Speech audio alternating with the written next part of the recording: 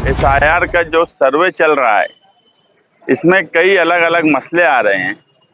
सियासी लोग, समाजी लोग सहयोग कर रहे हैं, इलेक्शन कमीशन और सरकार की मदद कर रहे हैं, मगर जिस तरह का सहयोग डिपार्टमेंट से लोगों को मिलना चाहिए वो नहीं मिल रहा है। जो लोग अप्रैल महीने में मैपिंग करवाए, मैपिंग इलेक्शन कमीशन ने किया, इलेक्शन कमीशन के मातहत मैपिंग की गई, मैपिंग के सबूत है लोगों के पास, और उनके आज फॉर्म नहीं आए, उनका यादी में आज नाम नहीं है। और ये शिकायत ज़मानी प्रांत साहब को की गई थी। उनका ये बोलना है कि अगस्त में हम उनके ताल्लुक से बातचीत करेंगे, जबकि अगर 3 महीना पहले मैपिंग के वक्त उनकी ओट थी, कारपोरेशन इलेक्शन में उन्होंने वोट दिया, और ये एक बड़ी तादाद है मालेगांव शहर में। तो ये गलती डिपार्टमेंट की है कि अगर मैपिंग हुई और आज उनका यादी में नाम नहीं है, तो उसके ताल्लुक से 20 जुलाई तक का हमने इनको वक्त दिया है कि 20 जुलाई तक आप इस पर डिसीजन लीजिए कि इनके फॉर्म कैसे मिलेंगे। क्योंकि जो लोग मैपिंग किए हैं उनके ताल्लुक से अगर इलेक्शन कमीशन या प्रांत साहब ने फौरन एक्शन नहीं लिया, तो 21 जुलाई को हम एसआईआर में सहयोग करते हुए सहयोग आंदोलन प्रांत ऑफिस के बाहर करेंगे।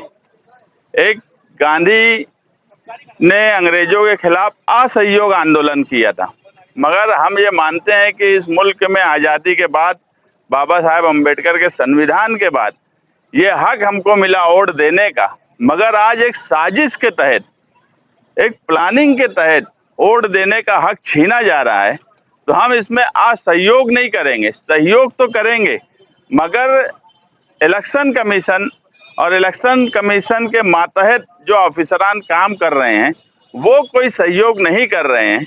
ये लॉजिक कहीं से समझ में नहीं आ सकती कि जिनकी 3 महीना पहले इन्होंने ही मैपिंग की है, मतलब ये कि उनका यादी में नाम था, करण की यादी में नाम था, इसीलिए उनकी मैपिंग हुई। तो 3 महीने में ऐसा क्या हुआ कि उनकी करण की यादी से नाम कट गया? इस ताल्लुक से फौरन एक्शन होना चाहिए, नहीं तो बड़ा आंदोलन के लिए प्रांत साहब, सरकार, इलेक्शन कमीशन ऑफ इंडिया तैयार रहे कि मालेगांव से एक बड़ा आंदोलन होगा। इसी के साथ साथ अभी स्कूलों का टाइम कम कर दिया गया है, शॉर्ट टाइम कर दिया गया है। जिनकी एक शिफ्ट है वो स्कूलों में 10:30 बजे छुट्टी हो जाएंगी, यानी स्कूल का कामकाज खत्म हो जाएगा। जिनकी डबल शिफ्ट है उनका 2 बजे कामकाज खत्म होगा। हम एक बात ये देख रहे हैं कि अभी तक एक अंदाज से 3,18,000 फॉर्म में से 2 लाख फॉर्म बीएलओज ने वोटर तक पहुंचाया है, मगर फॉर्म भरकर वापस नहीं आ रहा है। लोगों के लिए हमने कई हेल्प सेंटर भी शुरू किए।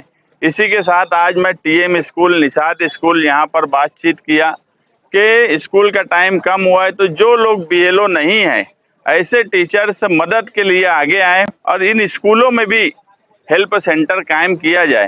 तो मैं मालेगांव शहर के तमाम ही स्कूलों के हेड मास्टर और मैनेजमेंट से गुजारिश करूंगा कि स्कूल का वक्त कम हो गया है, आप अपने स्कूल में जो टीचर्स बीएलओ नहीं हैं आप लोगों का फॉर्म भरिए, उनकी मदद कीजिए, क्योंकि लोग फॉर्म भरने में परेशान हो रहे हैं।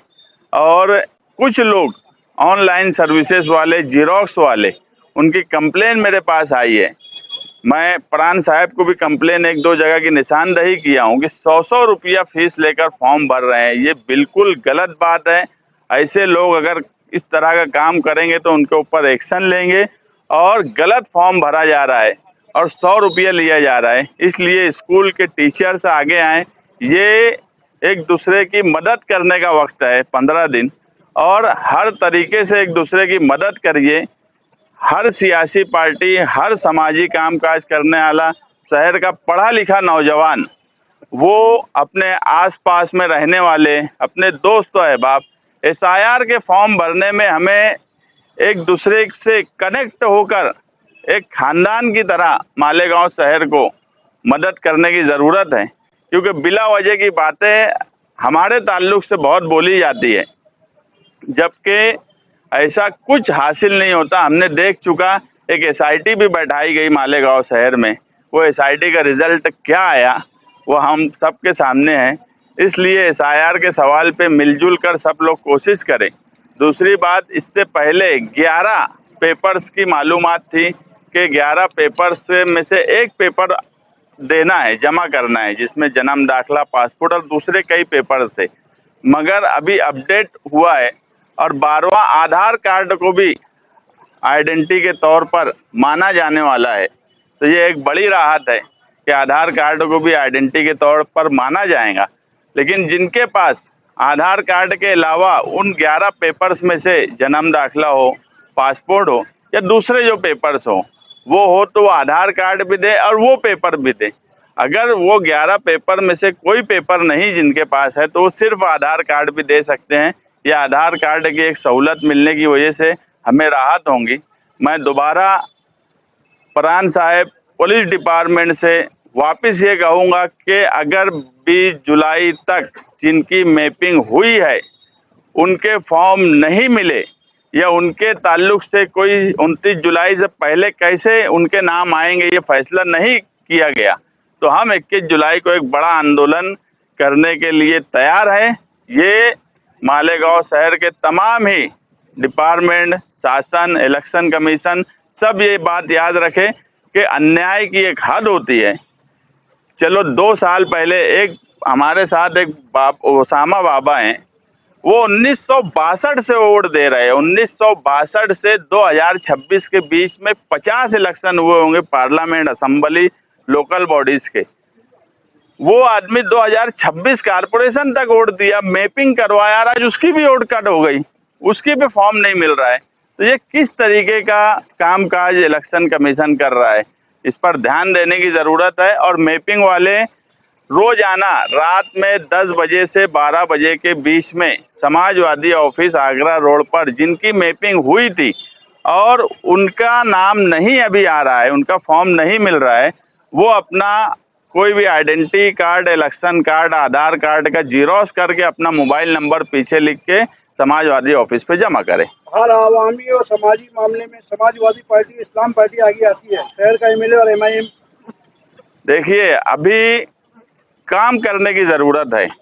ये बात सच है कि सेकुलर फ्रंट की इस्लाम पार्टी और समाजवादी पार्टी लोगों की मदद कर रहे हैं, मिलजुल रहे हैं।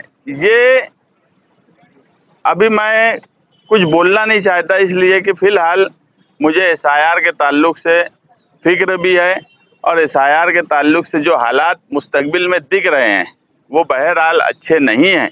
इसलिए आज हमारी तवज्जो किसी भी तरीके से किसी भी वोटर का नाम ना कट हो इस पर है। बाकी एमएलए कैसे हैं, एमएलए क्या कर रहे हैं, ये जग जाहिर है, उस पर आज बोलने की जरूरत नहीं। आज सिर्फ एसआईआर पर ध्यान देने की जरूरत है। आपने अपनी गुफ्तगू में ये कहा कि कुछ लोग पैसा ले ले, कौन है वो, चेहरा बेनकाब किया जाए? मैं कंप्लेन दिया हूँ। अब वो छोटे छोटे सर्विसेज वाले नाम लेना, क्या नाम लूँ मैं, लेकिन मैं जो बोला लोग समझ गए।